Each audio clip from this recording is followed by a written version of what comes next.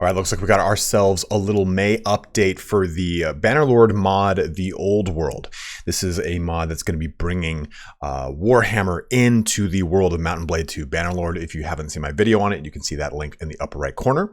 Before we even get started, I do just want to open up really quick and say that this is a not-for-profit fan-made modification to Mount & Blade 2 Bannerlord. So there is, of course, no money being changed hands here. It's important that I make that distinction just so that we keep this thing up and running as far as possible. So Games Workshop can't shut it down for any reason whatsoever. But in this video today, we're going to be discussing this conceptualization for the campaign map that we will hopefully be able to play in the Old World mod.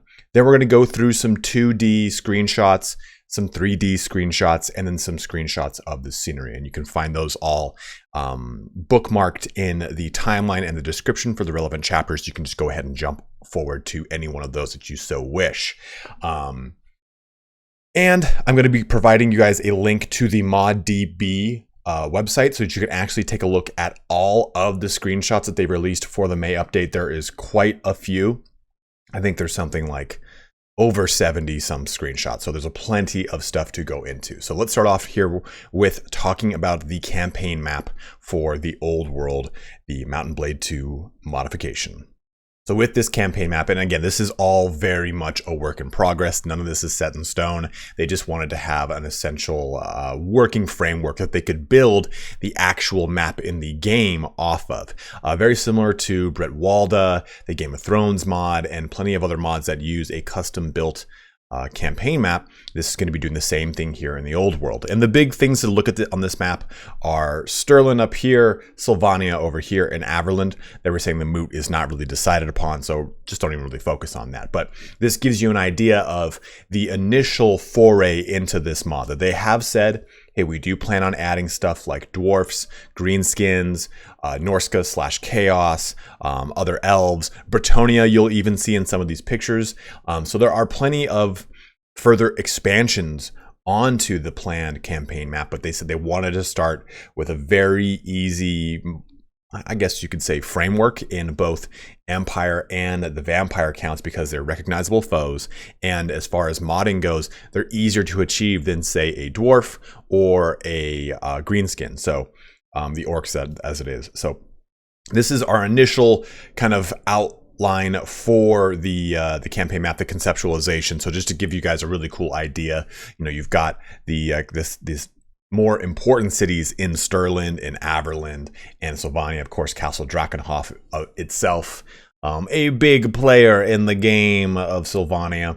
But just wanted to showcase this. Again, they haven't shown us what the full-on 3D map looks like in Bannerlord just yet. They're trying to kind of keep that under wraps until they get it to a point that they're I guess confident in showing it off, that it actually shows off a level of polish. So hopefully we'll be able to see that in the future here, but this is that concept for that campaign map. Now, showing off some 2D pictures here, we get some concepts for characters that will actually be leading armies in the respective factions. So if you take a look here, we have Vultan, the Chosen of Sigma, and this individual will be an actual character in the game. What they've said is anyone that is an actual lore character will be represented if they decide to put it in, and it will be leading an army. You can actually gain and lose reputation with it, much like you can with any other head of a clan in any of the 6 cultures of Mount & Blade 2 Bannerlord Vanilla.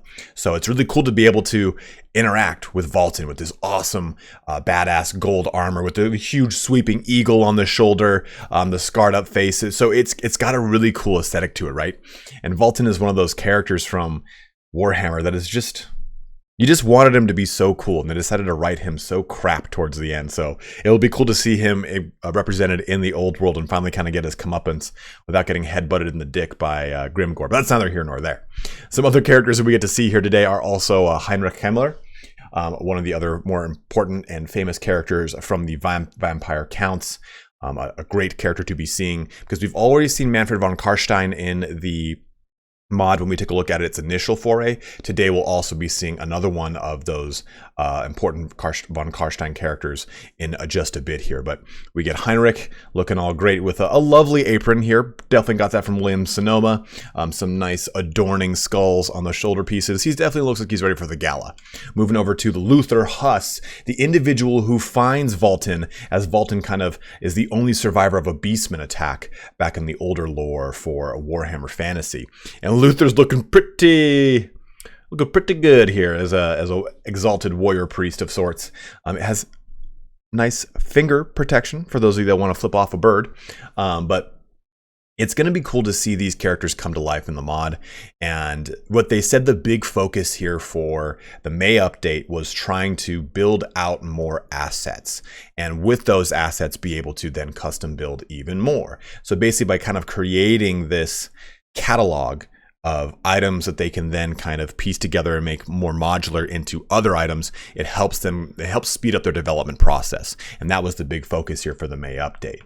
Moving over, we get a nice Inner Circle Knights. These would be the Knights of the Empire that you know when you say take a look at the Knights Panther and so on and so forth. Those would be the knightly brotherhoods or knightly orders of the Empire.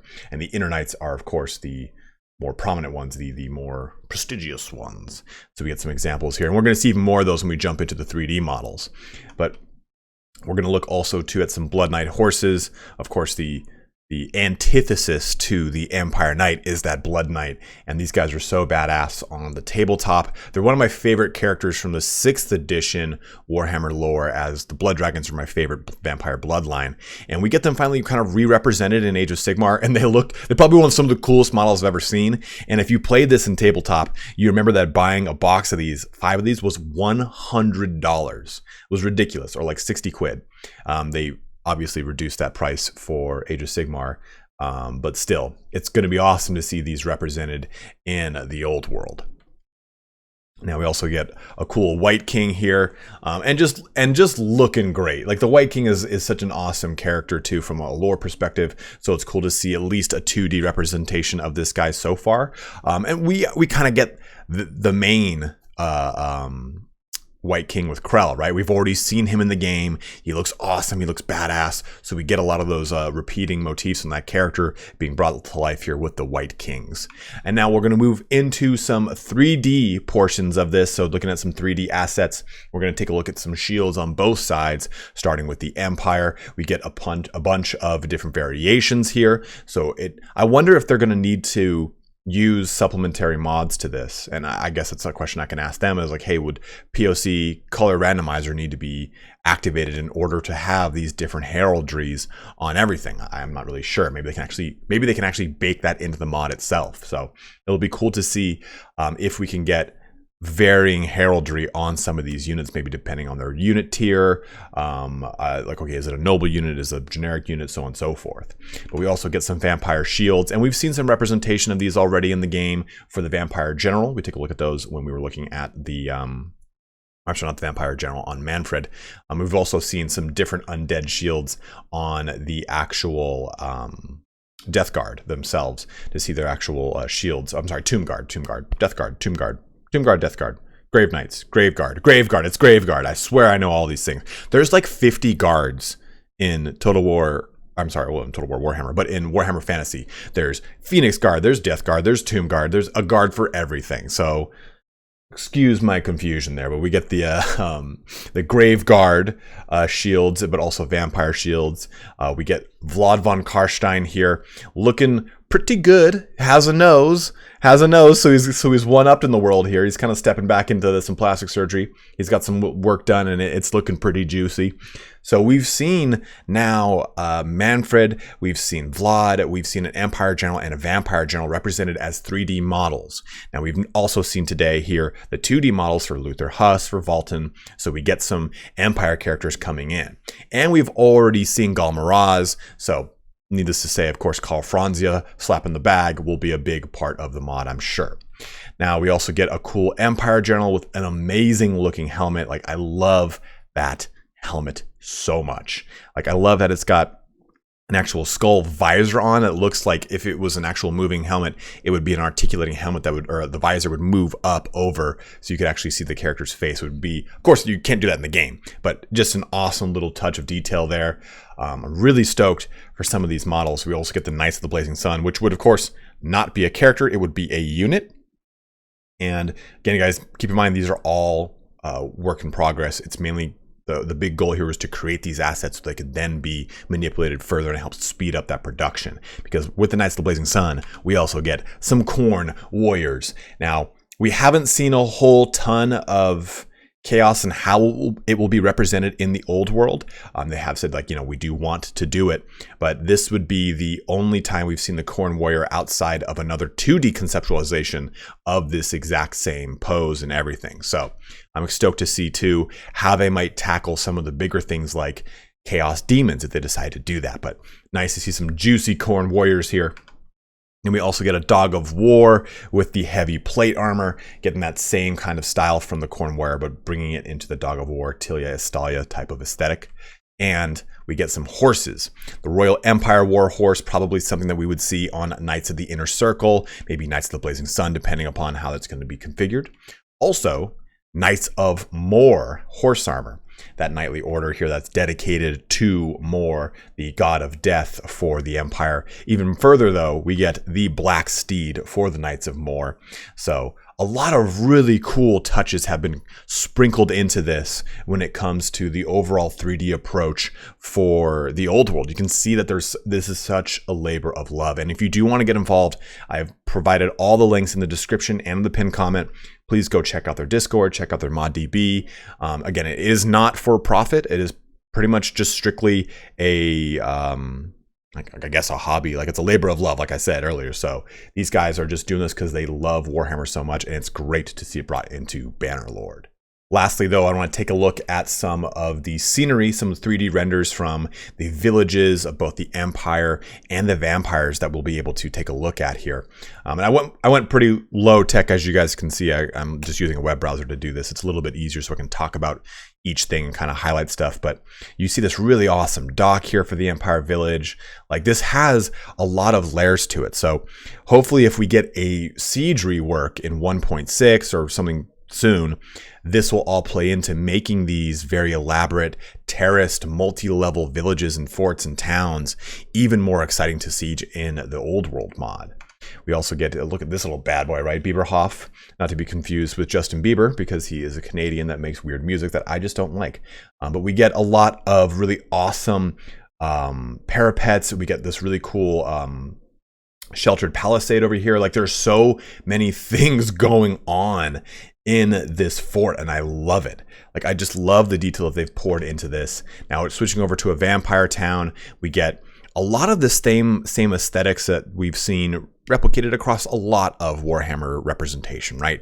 Across the art, across the Warhammer online game, Age of Reckoning, across Total War Warhammer. So to see the vampire towns kind of mimicking that canon, as it were, of architecture and aesthetic for the vampires is really exciting here. We get even some vampire scenery to kind of play with. Now, remember, I mean, Sylvania is still a portion of the Empire, albeit not necessarily the way it's supposed to be, right? It still is considered an elector county, although it does not have an elector count, despite the fact that the von Karsteins think themselves as the elector counts of the area. But there are plenty of places that are dedicated to Mor, to trying to keep the dead interred within their graves. And I believe right here, this is a statue of Mor well within the vampire lands of Sylvania. Also, another little town here with Stirhugel. And I know I mispronounced that, but there you go. There it is. More detailed poured into this. Just really, really cool looking here. Take a look at this. And this is a really cool piece of not nostalgia, but when you play Total War Warhammer, you know you've got those like 3 or 4 skulls on the map with the glowing eyes looking around. So you see that kind of brought into this to replicate that level of familiarity, right? You immediately know, okay, I know what lands we're in over here. You got a pretty Forsaken looking windmill over there. I don't even want the bread or the flour that's coming out of that bad boy, but a really awesome touch here.